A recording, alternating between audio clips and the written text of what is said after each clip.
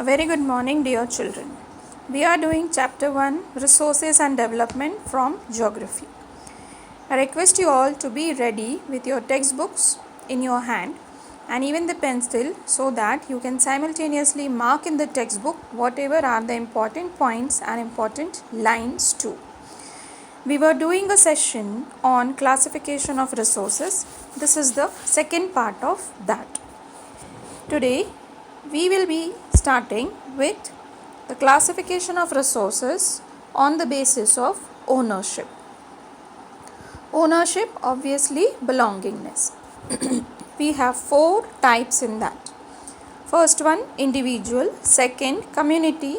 Third, national and international. Or in other words, we can also say that resources which belong to or resources which are used by an individual, by a group of community, by the complete nation, or maybe by more than one country. It is on the basis of usage this particular resource or this particular division is being done. As we know, resources definition itself says resources which we are using in order to satisfy our needs. Hence, whoever is using this resource will decide the ownership of that particular resource. We start with the very first, individual resources. Individual resources can be of various types. It can be our house, it can be the car, it can be any type of resource, maybe a farmland, maybe a well. Likewise, the individual resources are there. But even though the resources are individual, they are belonging to us only on one condition, and that is against the payment of revenue or the tax to the government. Whether the resource is individual, it belongs to us, but then we have to pay the tax for this to the government. We have the next division, community resources or community owned resources. These resources obviously which are used by the community, we can see a grazing land, there can be the gardens, there can be the hospital, it can be a temple, it can be many other places of course. As in the textbook they have given you many places, villages, it can be ponds, they can be picnic spots also, even the burial grounds. Now these are all used by the community. Again the same law applies over here. These also belongs to the community or to the society against the payment of revenue or the tax to the government. Against the payment of revenue, it means we have to pay the tax to the government. If we do not pay the tax, the things or the belongingness of that resource by us will be lost. We have a third type of resource, and that is national resources. If you will see the textbook, they have given the very first line, technically. All the resources, they belong to the nation. Whether it is individual resource, whether it is community resource, but all the resources, they belong to the nation. Hence, that is also one thing that we are using the national resource, hence we have to pay the tax. Now, how all the national resources or how all the resources belong to the nation? Because if you will see the book, the country has legal powers. The government can actually legally acquire whatever resources belongs to us. They can also take the private resources or community resources for the public good. Public good, like if you have to construct any kind of railway stations or something, in that case definitely the land of the privately owned person also can also be taken. Like the construction of Golden Quadrilateral, or you can say the better example in Nagpur when the metro construction was done. So metros are not used by particular one person, it is for the complete public, and hence in that case whosoever's private land came in between the plan that was taken and the remunerations were given to them. Hence we call technically all the resources, they belong to the nation, because any resource can be taken by the private or by the community, by the government, they can take us. We have, if I want to define, over the land resource. Within the land boundary, whichever resources are found, they all called as national resources. In that we can have a river, we can have the minerals, we can have the forest also. Whichever resources are there within the nation, they all are called as the national resources. National resources, it means the country can use them. This is regarding the land. Over the land I am talking about, or inside the boundaries on the land we are talking about. We move on to the next resource, and that is international resources. International resources, here again I am talking about over the land actually. Over the land, if any land piece or any land mass which is actually not used or not claimed by any particular one country, then it is called as a international resource. In other words, if any place on the earth is used by more than one country, it will be an international resource. We have a best example of that, and that is Antarctica. Antarctica, it's not belonging to any one country. Over the Antarctica, you have many countries' research centers, and we all are trying to utilize it for the further or for the future generations actually. So over the land, whoever is the user, that will be termed accordingly: private, community, national and international. But over the oceans, the national as well as international resources, they have some kind of specifications. Now international resources, open oceans, they are there. We can also have exclusive economic zones, which can be also the international resources. Whereas over the oceans, the national properties can be the territorial waters. Let us understand this more. If I take from the land or from the coastal line towards the sea, that is inside the sea. Now from the land, it means from the coastal line. From the coastal line till the 12 nautical miles, it means 22.2 kilometers distance. If you go inside the oceans, these particular set of waters, they are considered as territorial waters. Territorial water, it means territorial sea. That means the country, whoever is having that particular boundary, can share all the resources, can use all the resources. They can have the constructions also over there, and they can use it for their economic development. These are our waters. And remember, territorial sea, territorial water, this is a national resource. Moving on to the next, international resource over the oceans. Again, from here, the picture says, which is shown to you, exclusive economic zone, and in the bracket they are showing up to 200 nautical miles from the baseline. Now obviously, from the baseline, it means again from the coastal region. Again from the coastal region, which includes even the territorial sea, from there till the 200 nautical miles. This particular section will be called as exclusive economic zone. Exclusive economic zone has a name specifically given to that. It is basically an economic zone. Why? So that people belonging to this particular country can use it for their economic development, such as extraction of minerals can be done, extraction of oil also can be done. The only thing, exclusive economic zone is basically an international resource. Exclusive economic zone has certain rules and regulations to be followed. The rules and regulations generally belongs to generally they are of the type of pollution control measures. Now obviously a question comes, why the territorial sea area is also included in exclusive economic zone? Some rules are relaxed in the territorial sea, but the pollution norms, they have to be applied even in the territorial waters and even in the exclusive economic zone. Because if the water is polluted in the territorial region, it will definitely affect the exclusive economic zone water also. Hence, exclusive economic zone has strict rules and regulations, which has to be followed right from the territorial sea. The only one simple difference I'll be able to tell you over here, it has many things, but then just to note, territorial sea we can have some constructions of our own also. But in the exclusive economic zone, we are not allowed to do any constructions and all. We are just allowed to use the resources because we have such a huge big coastal line and our number of population depend upon that particular zone. And hence, by the international resources, this resource is given to us for the usage.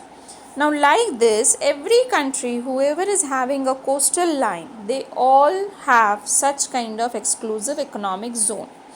Definitely, somewhere the calculations are differing. Over India, we have these are the calculations. We have 12 nautical miles territorial sea. We have 200 nautical miles exclusive economic zone. Now, after 200 nautical miles, we have the high sea. High sea over here, but the textbook says open oceans. It means after exclusive economic zone, whichever oceans will be remaining, they all called as the open oceans and they purely belong to the international resources. Not a single country can use the open oceans unless and until 2 to 3 countries come together and they utilize it for their purpose. So over the oceans, this is the way actually we have the distribution of resources. Now in case of India basically. In case of India, Lakshadweep definitely might be coming into our exclusive economic zone. But Andaman and Nicobar is not a part of our exclusive economic zone. Andaman and Nicobar, they have open oceans in between and separately they have their own territorial water and even that is having their own separate exclusive economic zone. Now one more thing, the yellow box in the textbook, that is do you know box. India has got the right to mine the manganese nodules from the bed of the Indian Ocean. And that lies which beyond the exclusive economic zone. That means from the open oceans, India is extracting certain things. Now why India has got this right? Because such kind of division should be there over the oceanic resources was demanded by few countries earlier. And India was among the first 10. So India has got that special right. Right? Here we clear or we end up with the ownership. That is how the resources are divided on the basis of ownership. Moving on to the next one, that is on the basis of status of its development. Status of development, it means how much developed that particular resource is. Is there any possibility to develop more or are we using it properly or not? Likewise, level of development. In what status of development? Basically the resources. We have 4 categories in this. We have potential resource, we have developed resource, we have stock and we have the reserve. The very first, potential resource. Now potential word itself tells some capacity within. It means that there is still some scope to develop for these resources. Like we have the example of solar and wind energy. Solar and wind energy, if you will see, in India, we have bright prospects, especially Gujarat side, especially you can see Rajasthan side. We can use this enormously, but we are not using them properly. The word properly defines it very clearly. Everywhere, if you will see the textbook, resources which are found in a region but are not being utilized. So we have to add a word over there and that is not used properly basically. Reasons can be n number. We are not here to discuss those reasons right now. Only thing, this is a kind of resource which we have the technology, which we have started using, but we are not using to its fullest. It has still some potential. The next resource, that is developed resource. Developed, it means fully developed. Now we cannot add anything in that. It is working properly and it is fully developed. We have a very good example of that which is not given in the textbook, which you will be including in your textbook, and that is Damodar Valley project. Damodar Valley project, here the river Damodar is given. originates from Jharkhand and then drains into the Bay of Bengal through the West Bengal. Now the river was known, as we have studied last year, River of Sorrow, because it was having lots of floods. What they have done, they have made a project on that. It means they have practically made many reservoirs and the dams on that. You will see the dark colored places. These are the dams and the reservoirs. Obviously excessive water is getting collected in that. Altogether they have constructed 12 dams, and these 12 dams they are using for collecting excessive water, which has definitely controlled the floods. Moreover, these dam water they are using for agriculture, so their agriculture is also flourished. Most of the dams are also the hydel power plants, so obviously it means they are having the hydroelectricity also. So they have all the raw material to develop the industrial region, so the region is industrially also developed. So it is just one creation of resource, and that is the DVC, that is Damodar Valley project, has developed this complete region, and hence this is an example of a developed resource. We have the next, that is stock. Obviously stock something tells you that which we have kept for the future. Now stock, here a difference is there, a slight difference. From the textbook you will underline, we do not know the appropriate technology. It means we know that there are some things or certain things in the nature which can become a resource, but we don't know how. We are not having the technology. The best example, uranium, which is found in Ladakh, we have. So this, we know that the resource is there, but we don't know how to take it out. So it is a stock. Whenever in the future the technology will be discovered, it will become a developed resource, or it can become a potential resource also. Another example which is given in the textbook, that H2O, water is a combination of two particular highly inflammable gases, hydrogen and oxygen. We know the process of combining them, but we don't know the process of separating them. So again, we are not knowing how to separate these two things from the water so that we can use them as an energy resource in the future. So stock is definitely used for the future whenever the technology will be used. So stock we are keeping for the future, not by our wish, but it is actually forcibly, because we don't know the technology. The next we have is the reserve. Now reserve obviously again for the future generation, but here a difference is there. Here the difference is this, that we know the technology. We know everything, how to use it, where to use it and all. But we are purposely not using it because we want it to keep it for the future generation. Like for example, if a river site is identified for a dam, but we are purposely not constructing a dam on that because we want to get it utilized for the future generation.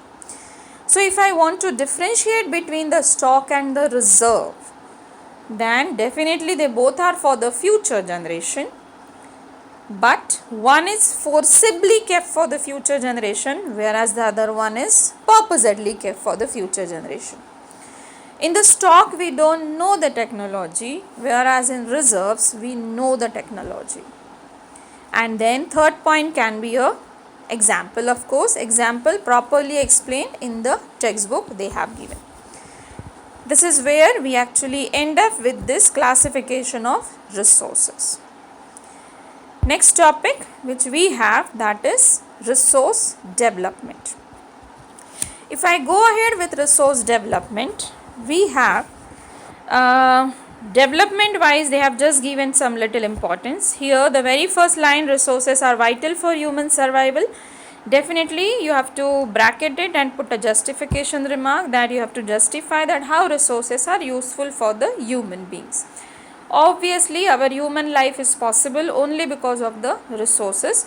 So you all will be writing different resources which the human being use to live. So this is the answer. After that we move on to the next thing, that is the last line. Here they say that human beings use the resources indiscriminately. Indiscriminately, it means we were having, as you all know, aware that earlier human being was thinking that resources are the free gift of nature. So let's use it. And then he started using it indiscriminately. But that has created some problems. And these 3 problems, very important question. We will underline the keywords in that. And here the very first will be depletion of resources. It means the resources started depleting. I am just telling you the keywords. You will write the keywords as the heading and then remaining things as the explanation points. But writing 3 bulleted points with the underlined words, that is most important. That covers the whole thing.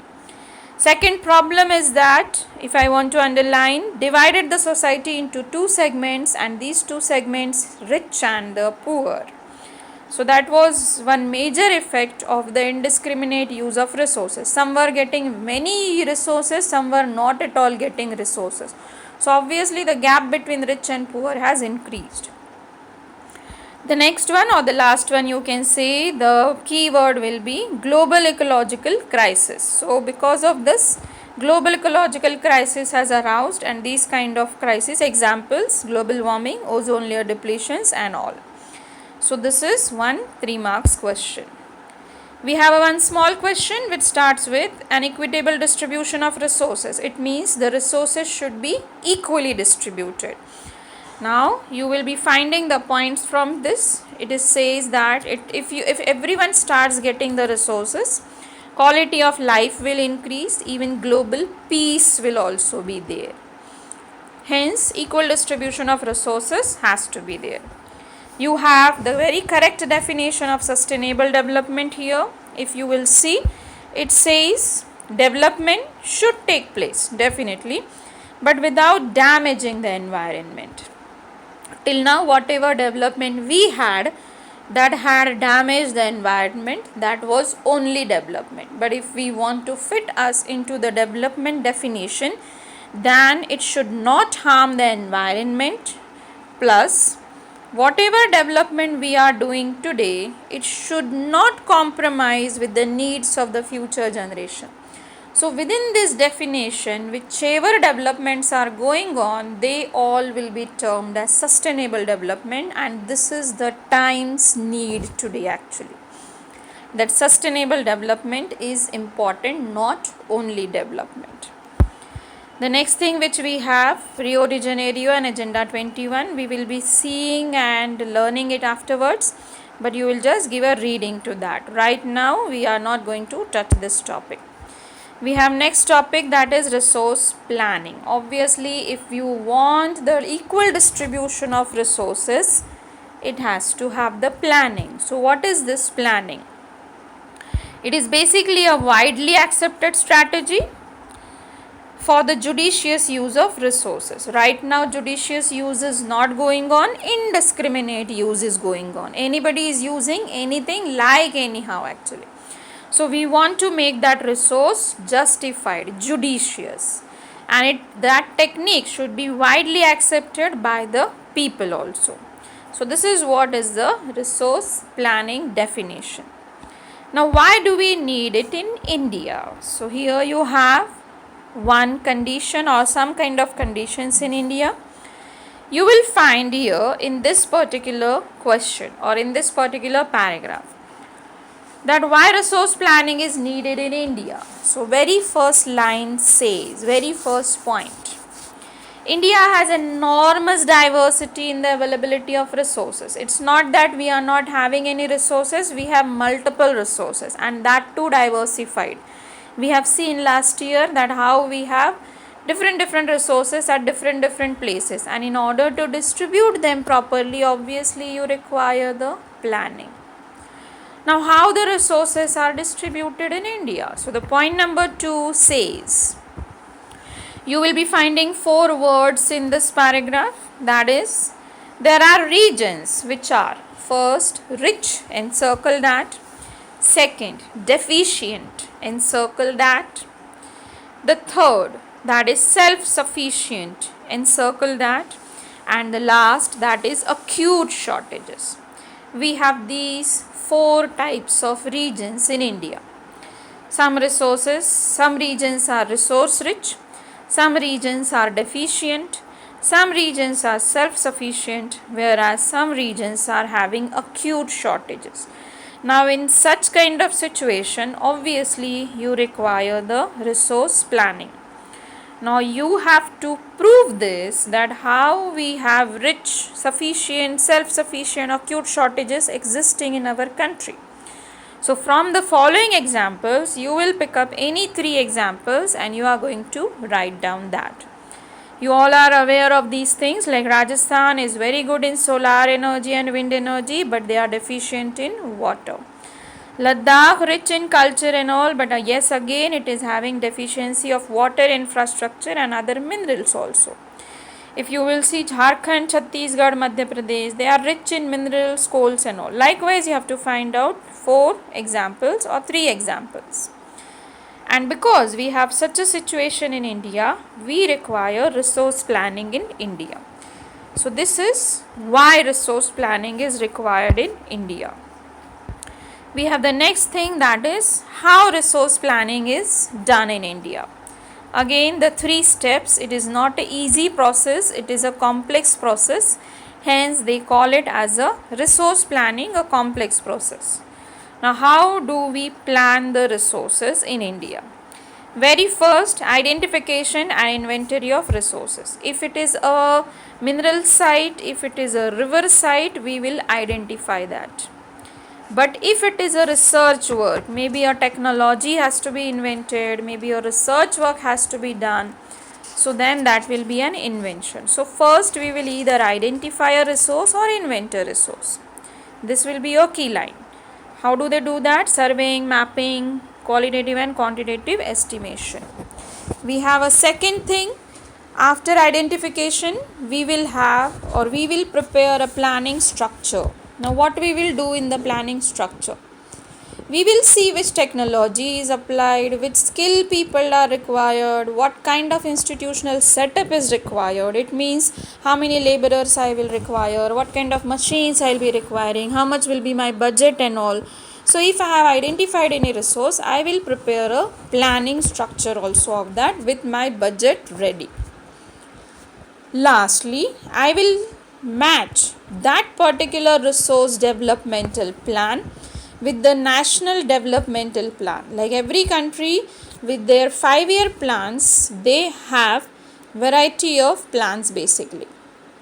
So it has to be matched with the national developmental plan. Like for example, in Nagpur we were having Mihan's project very long back, of course, but it was not started or it was not working properly and all.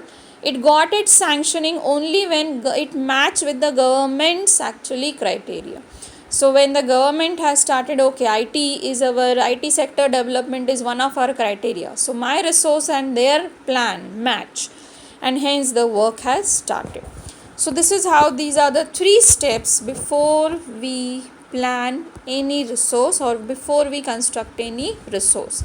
Another example, if I'll give you, if I have identified a river site, the second step I will evolve a structure. And in that structure, what will I do? I'll see how much big dam can be constructed, how much laborers will be required, what will be the budget and all. And my things are ready. I want to construct a hydel power plant. I have submitted my planning to the government. Government is also having a plan of electricity problem. So it has matched with the governmental plan and government has given a sanctioning to that, and I have started construction of hydel power plant. So likewise, we have divisions in the government, we have resource developmental plan divisions and all. Likewise, they work on developing the resources. This section is how the resource planning is done in India, whereas the previous one was why. We have this section, you will just go through this section. This section is nothing but it is teaching us that when the Britishers they came to India, obviously at that time also we were having lots and lots of resources. The only thing which we were missing, and that was technology, education, knowledge. But they were having that, and they have utilized our resources with their technology. Hence, this section acts as a warning to us that having resources is not sufficient. It should also have the technology and the educated people also. Otherwise, the history will repeat, right? And the last section we have conservation of resources. Now here we will just see what is the conservation of resources. Obviously, to save the resources for the future generation. When we will start actually doing the resources, we will be studying the actual conservation of resources. Here only some views are explained, that if you do not consume the resources or conserve the resources, obviously the future generation will be in the problem and all. Here they have given us Mahatma Gandhiji's views on resource conservation. He had presented 3 important views definitely, in which his first thing was this: there is enough for everybody's need but not for anybody's greed. If somebody is needy, or if all are needy, and if everyone takes whatever they need, definitely there is sufficient. But even if you get one single greedy person, then the resources will definitely not be sufficient. So yes, according to him, greedy people, the second thing he was opined that he placed the greedy and selfish individuals, and not only that, exploitative nature of the modern technology at the root cause of resource depletion. Imagine if a greedy person gets the help of technology, then obviously how much he will exploit, because technology gives you a hand to get maximum use out of that particular resource. So it means there is nothing for a greedy person, and if the greed is there, resources are definitely not sufficient. Moreover, if you are putting the technology, but then technology also should be equally distributed. It should not be only for the fulfillment of the greed. And last, his statement was he was against the mass production and wanted to replace it with the production done by masses. It means mass production, huge production. Now, who is doing this huge production? One person. If one person is doing huge production, he was not in favor of that. Whereas he want to replace it with production done by masses. Many people should produce a lot. In this, what will happen? Resources are equally distributed, all are getting their proper share and all. So these are the views of Mahatma Gandhiji regarding resource conservation. So I'll be giving you the assignment. Definitely I have given this time much time for you to write that assignment and all. Any problem or any doubt, you will be posting on the group or maybe on my personal WhatsApp number. Thank you.